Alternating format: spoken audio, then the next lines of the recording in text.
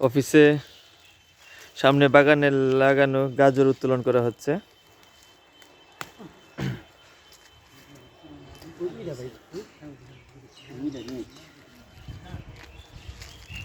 এই দেখাও তো কত কত মোটা হয়েছে গাজর, দেখা।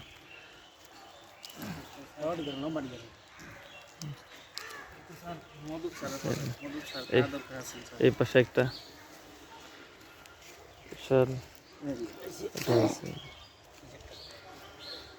আসলে পর্যাপ্ত যত্ন করতে পেরেছি সেটা বলবো না। আমরা গাজরের বীজটা রোপণের পরেই টানা 5-6 দিন বৃষ্টি ছিল, যার ফলে মাটিটা একদম বসে যাওয়ার কারণে মাটিটা ঝুরঝুরে করতে পারি নাই, যার ফলে গাজরগুলা মোটা হয়েছে কিন্তু খুব বেশি লম্বা হওয়ার সুযোগ পাই না, নিচে যেতে পারিনি। তো আমরা গাজর তুলতেছি, আগামী সপ্তাহে আবার গাজর দিব এই বেড়ে, পরে তখন বুঝতে পারবো যে কী অবস্থা হয়।